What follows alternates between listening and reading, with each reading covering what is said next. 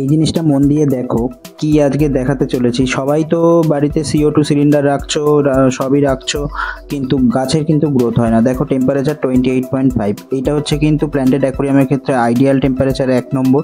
দ্বিতীয় হচ্ছে তোমরা ডিফিউজার হয়তো দিচ্ছ, কিন্তু প্রসেসটা কি, ডিফিউজারটা কোন জায়গায় সেট করবে, অ্যাকোয়ারিয়ামের 4 মাথার মধ্যে কোন জায়গায় সেট করবে, সেইটা কিন্তু একটা মেন বিষয়। তো সেইটা নিয়েই আজকের আলোচনা করব।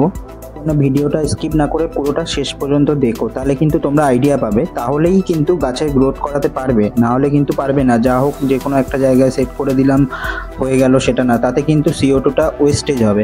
তো এই জিনিসটা মাথায় আমাদের রাখতে হবে। তো চলো শুরু করা যাক। এইটা ধরো ডিফিউজার।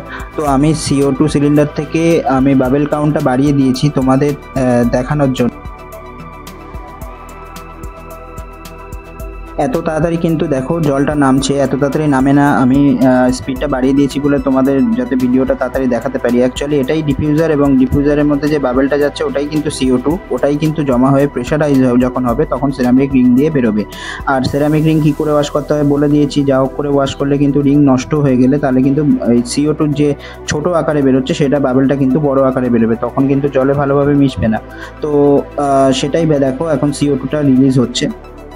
তো CO2টা যখন রিলিজ হচ্ছে দেখো সোজাভাবে যাচ্ছে। এভাবে যদি জলে থাকে তাহলে কিন্তু জলে কিন্তু মিশবে না CO2টা। সেই জন্য কী করতে হবে, যে চার দেয়ালের মধ্যে যেদিকে তুমি ডিফিউজারটা সেট করবে তার ঠিক উল্টো দিকের দেয়ালে কিন্তু তোমার ক্যানস্টার ফিল্টার বা যে কোনো পাওয়ার ফিল্টার তোমাকে দিতে হবে।